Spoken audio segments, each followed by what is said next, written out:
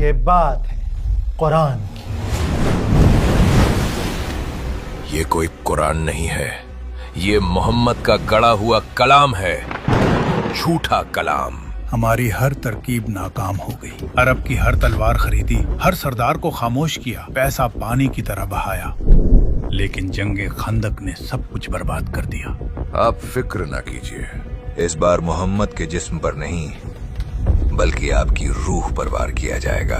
تمہارا مطلب کالے جادو کا استعمال؟ جی بالکل. بہترین خیال ہے. اب اس کے علاوہ اور کوئی راستہ بھی نہیں. یہ بات ہے اس انسان کی جس نے اللہ کے نبی پر جادو کیا. خیبر کے یہودی چاہتے ہیں کہ نبی پر جادو کیا جائے. نبی کے بالوں کا انتظام کرو، پھر دیکھنا میرے جادو سے آپ کو آپ کا اللہ بھی نہیں بچا سکے گا. لوگ کہتے ہیں کہ احمد سے اللہ بات کرتا ہے. میں نے بھی یہی سنا ہے.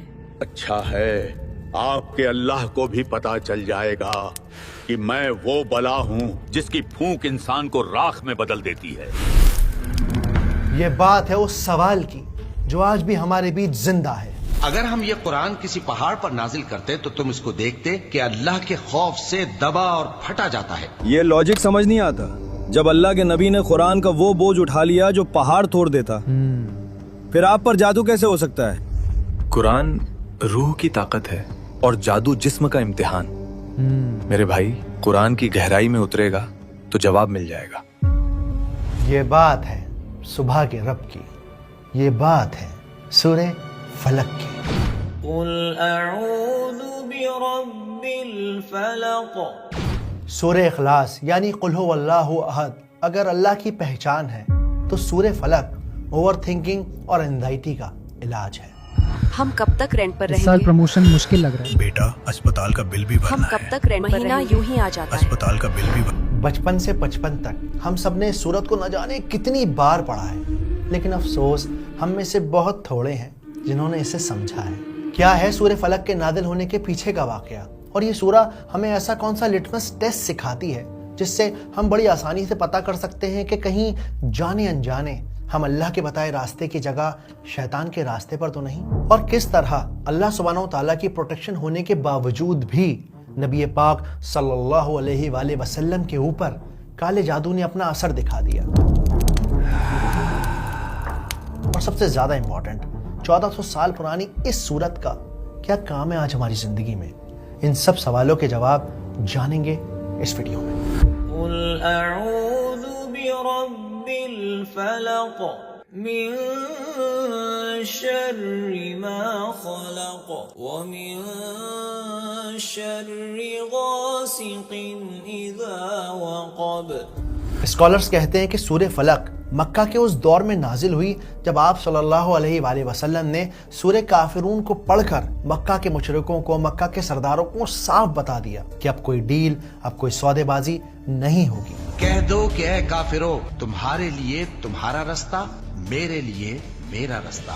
اور اس کے بعد یہ سارے کے سارے مشرک کھلے عام آپ صلی اللہ علیہ وآلہ وسلم کی مخالفت کر رہے ہیں. ہماری تمام کوششیں ناکام کر دی محمد نے. محمد اور ان کے ماننے والوں کا حقہ پانی بند کروا دو. اب آپ کے قتل کے علاوہ کوئی اور راستہ نہیں، اور اس کے لیے ہم ہر قبیلے کے مضبوط نوجوان چن لیتے ہیں تاکہ کسی ایک پر الزام نہ آئے. لیکن جنرلی عام طور پر بہت سارے مسلمان یہ سمجھتے ہیں، یہ یقین کرتے ہیں کہ یہ سورت مدینہ میں نازل ہوئی اور اس وقت نازل ہوئی جب آپ صلی اللہ علیہ وآلہ وسلم کے اوپر جادو کیا گیا. یہ بات اصل میں 7 ہجری کی ہے. مسلمانوں کو مکہ سے مدینہ ہجرت کیے ہوئے یعنی مائیگریٹ کیے ہوئے ایک عرصہ گزر چکا تھا. جنگ بدر کی دھوپ، احد کا غم اور جنگ خندق کی مشکلیں، یہ سب گزرے کل کے قصے بن چکے تھے. صلح حدیبیہ کو ہوئے قریب 2 سال گزر چکے تھے. صلح حدیبیہ یعنی مکہ اور مدینہ کے مسلمانوں کے بیچ میں ایک ایگریمنٹ کہ بھائی اگلے 10 سال تک اب کوئی جنگ نہیں ہوگی. یا حبیب اللہ، قریش نے شرطیں منظور کر لی ہیں. انہوں نے لکھا ہے 10 سال تک نہ ہم آپ کو نقصان پہنچائیں گے نہ آپ، لیکن اگر کسی مسلمان سے کسی مکہ والے کو ایک خرونچ بھی لگ گئی تو اسی لمحے یہ معاہدہ ختم کر دیا جائے گا. ये क्या बात हुई? और कुरैश भी इस बात के पाबंद रहेंगे। और इसी वजह से जंग के मैदान खामोश पड़े थे। तलवारें मयान में वापस जा चुकी थीं। मदीना की हवा में एक सुकून था।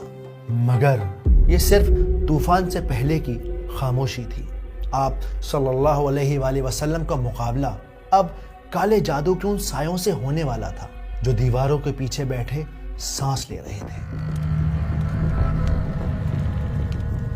लबीद बिन आसिम अरेबिया का सबसे बड़ा जादूगर, एक ऐसा आदमी जिसने सिर्फ 3 अशरफियों के लालच में खैबर के यहूदियों के साथ मिलकर नबी पाक सल्लल्लाहु अलैहि वसल्लम पर जादू करने का सौदा कर लिया था। उम्मीद है कि आप हमारा काम कर पाएंगे। थोड़ा वक्त दीजिए, आपका काम हो जाएगा।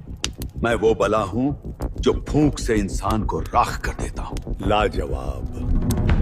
ये यहूदी समझ चुके थे कि आप सल्लल्लाहु अलैहि वसल्लम को दिन की रोशनी में हराना नामुमकिन है, और इसी वजह से इन्होंने लबीद बिन आसिम का सहारा लिया। किताबों में ये भी मेंशन है कि लबीद अकेला नहीं था, बल्कि उसकी बेटियां या उसकी बीवियां उसके साथ इस गुनाह में शामिल थीं। इन औरतों को नबी पाक सल्लल्लाहु अलैहि वसल्लम की कंघी और कुछ मुबारक बाल एक यहूदी लड़के की मदद से मिल गए थे। ये यहूदी लड़का असल में नबी पाक के यहाँ काम करता था और कुछ सिक्कों के लालच में इसने आप सल्लल्लाहु अलैहि वसल्लम की कंघी इनके हवाले कर दी थी। कंघी और बाल मिलने के बाद इन औरतों ने आप सल्लल्लाहु अलैहि वसल्लम पर जादू करना शुरू कर दिया।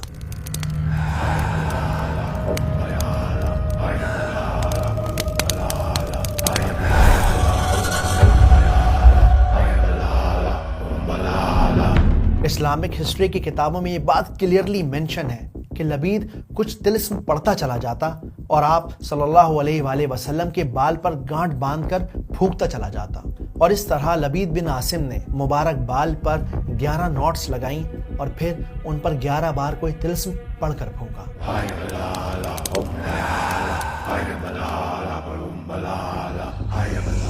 और फिर उसी काली सियाह रात में लबीद ने कंघी और गांठ लगे बालों को एक भारी पत्थर के साथ बांधकर बिर्रे जरवान नाम के एक वीरान कुएं में फेंक दिया। मोहम्मद, अब आपका अल्लाह भी आपको बचा नहीं पाएगा। ये लबीद का जादू है जिसकी फूंक इंसान को राख कर देती है।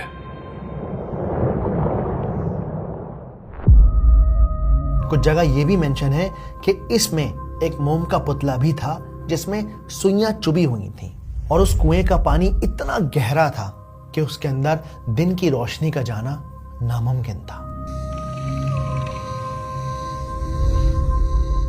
धीरे धीरे धीरे वक्त गुजरता चला गया। आप सल्लल्लाहु अलैहि वसल्लम के ऊपर इस जादू का मुकम्मल असर होने में तकरीबन 1 साल का वक्त लग गया। इस जादू का असर आप पर कुछ यूं हुआ कि आप हर वक्त अपने ऊपर एक बोझ सा महसूस करते। आपको ऐसा लगता कि आपने कोई काम कर लिया है, फिर रियलाइज होता कि नहीं किया है।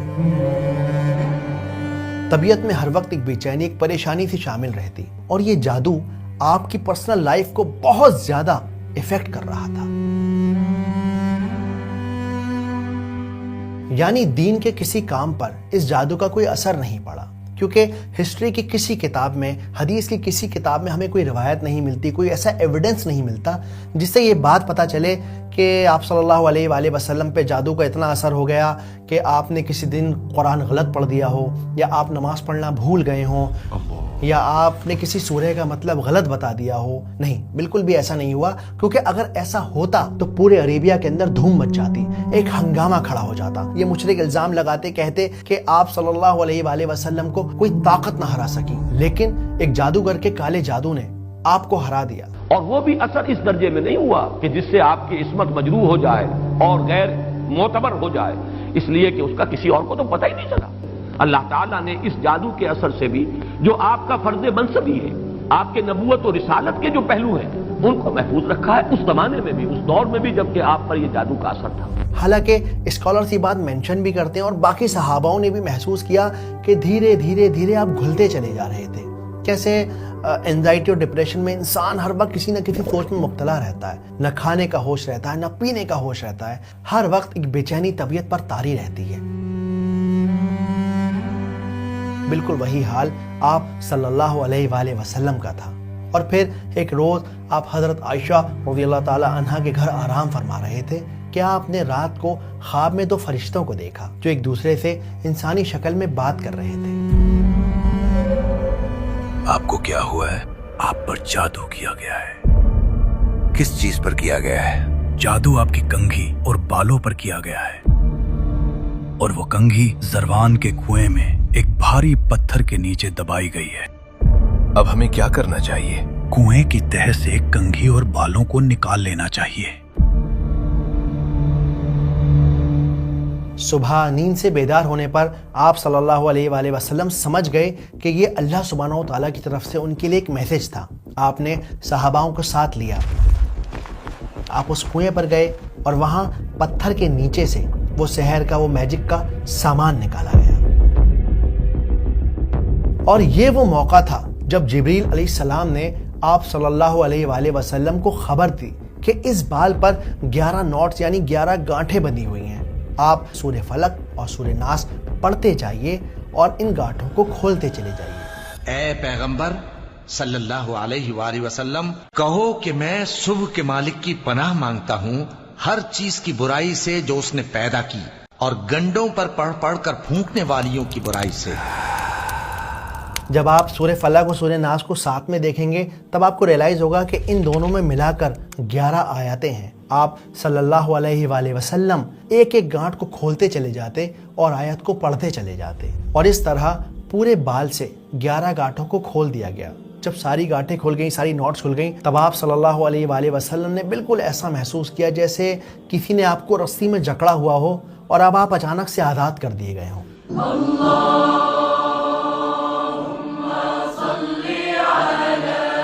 مسلم اسکالرز کے علاوہ انٹرنیشنل رائٹرز کی کتابوں میں بھی یہ بات کلیئرلی مینشن ہے کہ آپ صلی اللہ علیہ وآلہ وسلم نے اس جادوگر کو کچھ نہیں کہا، بلکہ اسے آزاد کر دیا، اسے جانے دیا، اور صحاباؤں کو بھی حکم دیا کہ وہ اس جادوگر کو کچھ نہ کہیں۔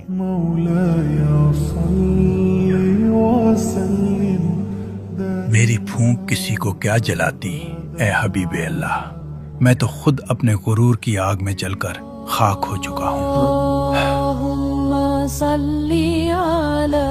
اور اس طرح سے لوگوں کی انڈرسٹینڈنگ بن گئی کہ یہ سورت مدینہ میں نازل ہوئی ہے، اور جب نازل کی گئی ہے جب آپ صلی اللہ علیہ وآلہ وسلم پر جادو کیا گیا۔ لیکن ایسا نہیں ہے، یہ سورت مکہ میں نازل ہوئی، اسلام کے ارلی فیز میں نازل ہوئی، جب مشرکوں نے آپ صلی اللہ علیہ وآلہ وسلم کی کھلے عام مخالفت کرنا شروع کر دیا۔ کہاں ہے محمد کا وہ اللہ جسے کسی نے نہیں دیکھا، جو ہمارے خداؤں کے سامنے کھڑے ہونے کی جرت کر سکے؟ تو یہ تھا سورہ فلق کے نازل ہونے کے پیچھے کا پورا واقعہ۔ چلیے اب اس سورت کو سمجھتے ہیں سنیمیٹک انداز میں، آسان طریقے سے۔ لیکن اس سے پہلے میں آپ کو کچھ تصویریں دکھانا چاہتا ہوں۔ یہ دیکھیے، ہماری یہ ویڈیوز ہر جگہ دیکھی جا رہی ہیں، بچے، بوڑھے، جوان ان ویڈیوز سے سیکھ رہے ہیں، کئی لوگ نوٹس بنا رہے ہیں، کچھ لوگ باقاعدہ پڑھ رہے ہیں اور پڑھا رہے ہیں۔ میں بس کہنا چاہتا ہوں شکریہ اس محبت کے لیے، شکریہ اس عزت کے لیے۔ میرا مقصد ہے کہ میں قرآن کو اتنے دلکش اور اتنے آسان انداز سے پیش کروں کہ یہ جو ہمارے جین زی ہیں، یہ جو فلموں کے شوقین لوگ ہیں، یہ سب قرآن میں انٹرسٹ لے سکیں، ان کے اندر ایک شوق پیدا ہو کہ خود یہ جا کر قرآن پڑھیں، اس کی ڈیپ اسٹڈی کریں۔ اور الحمدللہ آپ لوگوں کے سپورٹ سے یہ پاسبل ہو رہا ہے۔ آج بچے بچی کی زبان پر ہے کہ یہ بات ہے قرآن کی، قرآن کی، قرآن کی، قرآن کی، یہ بات ہے قرآن کی۔ اس کے علاوہ آپ کو خبر دینی تھی کہ ہم یعنی ریئلی مکتوب کا channel AI digital story telling کا نمبر 1 چینل میں سے ایک ہے پورے انڈیا میں۔ ہم جیسا AI کوئی کریٹ نہیں کر رہا۔ تو اگر آپ میرے اس مقصد میں مجھے سپورٹ کرنا چاہتے ہیں تو اس QR کوڈ کو اسکین کر کے آپ مجھے سپورٹ کر سکتے ہیں۔ میں آپ لوگوں کے لیے کچھ ایکسکلوزیو کانٹینٹ بناتا ہوں، اور آپ کے اس چھوٹے سے سپورٹ کی قیمت صرف اور صرف 4 روپے پر ڈے ہے، یعنی آپ کی چائے کی قیمت سے بھی بہت کم۔ آپ کے ان 4 روپے سے میں یہ کام فل ٹائم کر سکتا ہوں، اور بہتر اور بڑھیا اور جلدی بہت ساری ویڈیوز بنا سکتا ہوں۔ چلیے اب اس صورت کو سمجھتے ہیں سنیمیٹک انداز میں، आसान तरीके से। अबू अरवा, वो सूरत तो सुनाओ जो नबी पर नाजिल हुई थी, क्यों नहीं? कुल अऊज़ु बिरब्बिल फलक मिन शर्रि मा खलक व मिन शर्रि गासिकिन इज़ा वक़ब व मिन शर्रि नफ़्फ़ाथाति फ़िल उक़द व मिन शर्रि हासिदिन इज़ा हसद। पहली आयत क्या है? कुल अऊज़ु बिरब्बिल फलक, कह दीजिए कि मैं पनाह लेता हूँ सुबह के रब की। जैसा कि हम पुरानी वीडियोस में समझ चुके हैं कि कुल एक कमांडिंग वर्ब है, यानी ये अल्लाह का हुक्म है। आप यहाँ पर ये पॉइंट नोट कर सकते हैं कि ये लफ्ज कुल पूरे कुरान मजीद में 332 टाइम्स मेंशन हुआ है। ये अपने आप में एक बहुत बड़ा सबूत है कि जब आप सल्लल्लाहु अलैहि वसल्लम से अल्लाह ने कहा कि कह दीजिए, तो फिर आपने उस बात में न कुछ घटाया न कुछ बढ़ाया, एज इट इज़ उस बात को अमानत समझा और बिल्कुल उसी तरह से लिखवा दिया, उसी तरह से कह दिया जिस तरह से अल्लाह ने आपको कहने का हुक्म दिया था। आऊज़ु बिरब्बिल फलक, आऊज़ु यानी पनाह लेना, रेफ्यूज लेना। जब हम इसे थोड़ा सा डीप में स्टडी करते हैं तो हमें पता चलता है कि आऊज़ु का मतलब सिर्फ पनाह लेना नहीं होता, बल्कि किसी के साए में चले जाना। जैसे बच्चा माँ के सीने से लग जाता है, जब उसे डर लगता है, जब उसे किसी चीज़ का खौफ होता है, तो वो अपनी माँ की पनाह में चला जाता है, अपनी माँ के सीने से लग जाता है। तो ये होता है आऊज़ु, यानी किसी ताकत से चिपक जाना, उसके साए में चले जाना, ये सोचकर, ये महसूस कर कर कि अब मैं हिफाजत में रहूँगा। रब यानी कि वो जो पालता है, जो ख्याल रखता है। और ये जो लफ्ज़ है ना फलक, ये बहुत इंपॉर्टेंट लफ्ज़ है। फलक के असल में दो मतलब होते हैं। पहला मतलब होता है सुबह, जब रात बिल्कुल अपनी पीक पर होती है, और उसके बाद जब पहली किरण आप देखते हैं ना, जब पहली किरण, जो जिसे हम डॉन कहते हैं इंग्लिश में, उसे कहते हैं फलक। इस लफ्ज़ का दूसरा और बहुत डीप मतलब होता है किसी चीज़ को चीर कर बाहर निकलना। जैसे बीज जब वो फटता है तब उसमें से पौधा निकल सकता है, जैसे अंडे का टूटना ताकि उसमें से जिंदगी बाहर आ सके, जैसे रात का फटना ताकि दिन निकल सके। ओवरऑल मतलब ये हुआ कि हर वो चीज़ जिसे देखकर आपको लगता है कि नहीं भाई, इसको क्रैक ओपन नहीं किया जा सकता, इसको खोला नहीं जा सकता, इसको फाड़ा नहीं जा सकता, वो है फलक। जैसे रात को देखकर कोई नहीं कह सकता कि इस रात की चादर को चीर दिया जाएगा और फिर उसमें से रोशनी बाहर आएगी। बिल्कुल उसी तरह जब मूसा अलैहिस्सलाम ने समुंदर के अंदर अपनी लाठी को मारा तो समुंदर के दो टुकड़े हो गए। तो उस वक्त क्या हुआ? समुंदर ने फलक को एक्सपीरियंस किया।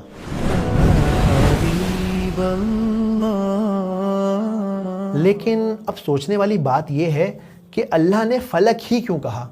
अल्लाह चाहते तो कह देते कि सुबह का रब, अल्लाह कह देते रात का रब, अल्लाह ये कह देते कायनात का रब। लेकिन यहाँ पर फलक का लफ्ज़ ही क्यों इस्तेमाल किया गया है? स्कॉलर्स कहते हैं कि दुनिया की तमाम बुराइयाँ, डिप्रेशन हो, एंजाइटी हो, चोरी हो, डकैती हो, और भी जितनी भी बुराइयाँ हैं, वो रात के अंधेरे से शुरू होती हैं। और जैसे जैसे जैसे रात अपने उरूज को पहुँचती चली जाती है, इंसान का खौफ बढ़ता चला जाता है। लेकिन जब वो फलक को एक्सपीरियंस करता है, यानी कि जब वो रोशनी की पहली किरण को देखता है, तब खौफ ज़रा कम हो जाता है, तब दिल ज़रा संभल जाता है। तो असल में क्या गहरा मतलब हो इस आयत का कि कहो कि मैं पनाह लेता हूँ उस अल्लाह की, उस ताकत की जो अंधेरे को चीर कर सुबह करता है।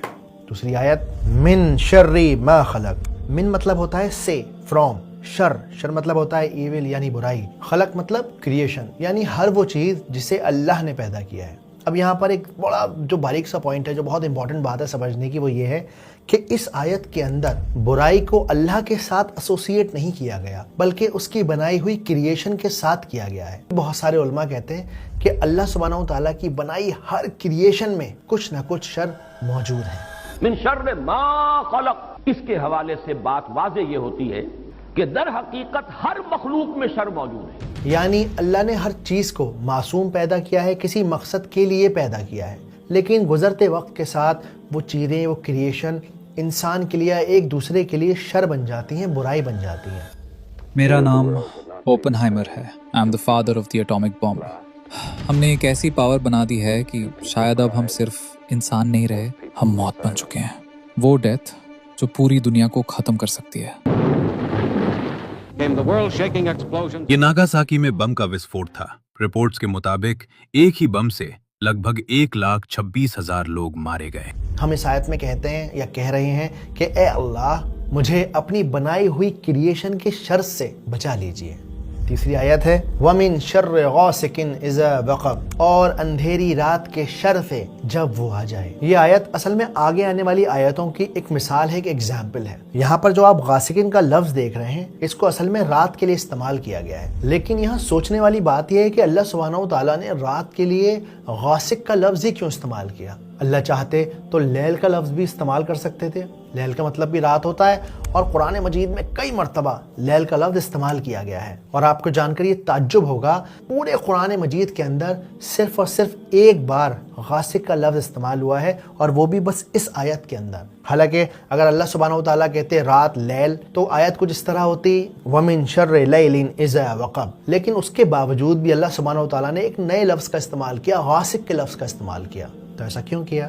اگر آپ نوٹ کریں گے نا تو جب بے انتہا اندھیرا ہوتا ہے نا تب انسان اپنے آپ کو سب سے زیادہ کمزور محسوس کرتا ہے، یہاں تک کہ زہریلے جانور بھی رات کو ہی اپنے بلوں سے باہر نکلتے ہیں۔ اور اسلامک ٹریڈیشن کے مطابق ہم یہ یقین کرتے ہیں کہ جب رات ہوتی ہے، یعنی کہ تقریباً 6 یا 7 بجے کا وقت ہوتا ہے، اس وقت سب سے زیادہ جو سپر نیچرل پاورز ہوتی ہیں، جیسے جنات ہیں، بری بلائیں ہیں، وہ سب اپنے بلوں سے نکل کر لوگوں کو نقصان پہنچانے کے لیے نکل پڑتے ہیں۔ اور جیسے رات اور اندھیری اور کالی اور غاسق ہوتی چلی جاتی ہے، ویسے یہ خطرہ بڑھتا چلا جاتا ہے۔ اسی لیے آپ صلی اللہ علیہ وآلہ وسلم کی ہمیں ایک حدیث ملتی ہے کہ جب شام آ جائے، دن ڈھل جائے تو شیاطین ہر طرف پھیل جاتے ہیں، اسی لیے اپنے بچوں کو گھروں میں سمیٹ لو، اپنے جانوروں کو باندھ لو جب تک کہ تاریکی ختم نہ ہو جائے۔ دوسرا لفظ ہے وقب۔ وقب کا لٹرل مطلب ہوتا ہے کسی گڈھے میں پانی کا داخل ہونا اور غائب ہو جانا۔ اسکالرز کے اکارڈنگ اللہ سبحانہ و تعالیٰ نے یہاں وقب کا لفظ اس وجہ سے استعمال کیا ہے تاکہ پڑھنے والے کو یہ بات سمجھ میں آ جائے کہ اب آسمان کے کسی کونے میں اب کوئی روشنی کا نام و نشان باقی نہیں ہے، اندھیرا ہر کونے میں جا چکا ہے، پہنچ چکا ہے۔ تو کیا بات ہوئی اس پوری آیت میں کہ اللہ میں پناہ مانگتا ہوں اس اندھیری کالی خوفناک رات کے شر سے جب اندھیرا اپنے پیک پر پہنچ جائے۔ وَمِن شَرِّ النَّفَّاثَاتِ فِي الْعُقَدِ، اور گانٹھوں میں یعنی کہ نوٹس میں پھونک مارنے والی عورتوں کے شر سے۔ یہ اس پوری سورت کا بہت زیادہ اہم سیکشن ہے، بہت امپورٹنٹ پارٹ ہے، کیونکہ اس کے اندر میجک کی، کالے جادو کی، سائیکولوجیکل مینیپولیشن کی بات ہو رہی ہے۔ تو سب سے پہلے نفاسات کو سمجھتے ہیں کہ وہ کیا ہوتا ہے۔ نفاسات کا مطلب ہوتا ہے پھونک مارنا، اس طرح کی پھونکے مارنا جس میں تھوک شامل نہ ہو۔ اور عقد کا مطلب ہوتا ہے گانٹھیں باندھنا، نوٹس لگانا۔ یہ اصل میں پوری آیت اس ٹیکنیک کی طرف اشارہ کر رہی ہے جو جادوگر جنرلی یوز کرتے ہیں۔ جب کسی پہ جادو کرنا ہوتا ہے، بالوں پر، ان کی چیزوں پر گانٹھیں باندھتے ہیں، اس میں سوئیاں چباتے ہیں، اور پھر اس طرح سے ان کا جادو کام کرتا ہے۔ تو اس آیت میں کیا کہا گیا؟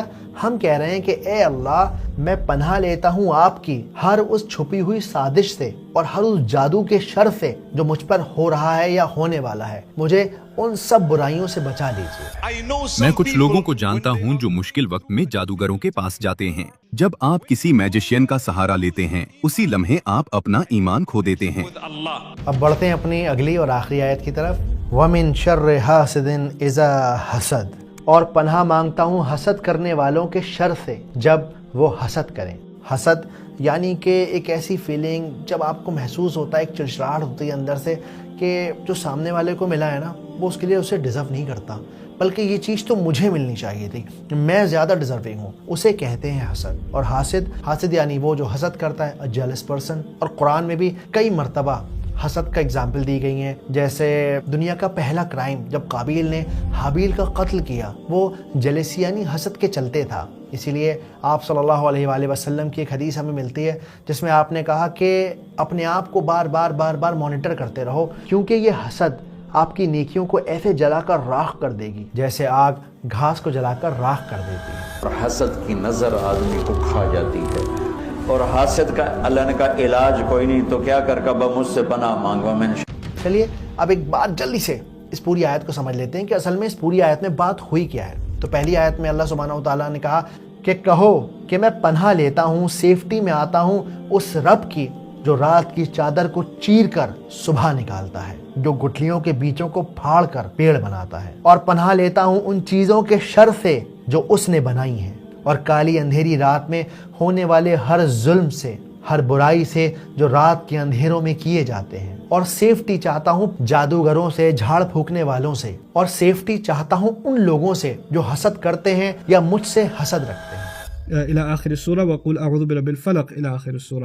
And then the Prophet ﷺ said, لوگوں، اللہ نے آج مجھ پر 2 ایسی صورتیں نازل کی ہیں جو پہلے کبھی نازل نہیں ہوئیں۔ پھر نبی پاک صلی اللہ علیہ وسلم نے سورہ الناس اور سورہ الفلق کی تلاوت فرمائی۔ before even you could say, and he recited Nas and Falaq. چلیے اب اس سوال پر آتے ہیں کہ آپ صلی اللہ علیہ وآلہ وسلم جب اللہ کے نبی تھے، اس کے باوجود بھی آپ پر جادو کیسے ہو گیا؟ تو اس سوال کا جواب یہ ہے کہ اللہ کے نبی کے ساتھ جو بھی پریشانیاں تھیں، جو بھی انسانوں کو پریشانیاں ہوتی ہیں، جیسے ڈپریشن ہے، انزائٹی ہے، وہ سب ہوا تاکہ دنیا انہیں خدا نہ مان لے، تاکہ وہ ایک مثال بن سکیں پوری دنیا کے لیے، ساری کائنات کے لیے۔ تو حضور صلی اللہ علیہ وسلم پر بھی یہ ہوا ہے۔ باقی مختلف لوگوں نے مختلف طریقے سے اس کی نفی کی ہے، مذاق اڑایا ہے، اور میں یہ سمجھتا ہوں کہ اس سے انکار کرنا در حقیقت یہ اس دور کے بڑے فتنوں میں سے ایک فتنہ ہے۔ ہر پرابلم کا علاج اللہ سبحانہ و تعالیٰ نے آپ صلی اللہ علیہ وآلہ وسلم کو بتایا ہے، اور اسی پرابلم کا علاج وہی صورتیں ہمارے لیے بھی بھیجی گئی ہیں۔ اس کے علاوہ 2 بہت امپورٹنٹ لیسن ہیں جو سورہ فلق سے ہمیں سیکھنے کو ملتے ہیں۔ آج کا جو حاسد ہے، یعنی جو جیلسی رکھنے والا انسان ہے نا، وہ گھر کے باہر نہیں کھڑا ہوا، بلکہ وہ فون کی شکل میں آپ کی جیب میں موجود ہے۔ آج میں اور آپ ایک ایسی دنیا میں جی رہے ہیں جہاں سوشل میڈیا نے ہمیں وائر بنا دیا ہے۔ وائر یعنی کہ ایک ایسا انسان جسے دوسروں کی زندگی میں جھانکنا بڑا اچھا لگتا ہے، بڑے مزے آتے ہیں، اور یہی وجہ ہے کہ آج ہم دوسروں کی زندگی میں جھانک کر ان کی ایڈیٹڈ فلٹرڈ لائف کو دیکھ کر اپنی حقیقت سے نفرت کرنے لگے ہیں۔ سوشل میڈیا پر جو آپ زندگی دیکھتے ہیں نا، وہ اصل میں سمندر کے کھارے پانی کی طرح ہے۔ آپ جتنا اسے پیتے جائیں گے اتنی زیادہ پیاس آپ کی بڑھتی چلی جائے گی۔ اسی لیے اپنی بلیسنگز کو، اپنی نعمتوں کو سب کے سامنے شو نہ کیجیے، بلکہ موتی کی طرح اسے شیل میں چھپا کر رکھیے۔ دوسرا بہت امپورٹنٹ لیسن یہ ہمیں سکھاتی ہے، جادوگر نے کیا کیا؟ اس نے آپ صلی اللہ علیہ وآلہ وسلم کے بالوں پر گانٹھیں لگائیں اور ان پر پھونک مارتا رہا۔ بالکل اسی طرح سے آج شیطان ہماری انسیکیورٹیز کو پھونک مارتا ہے۔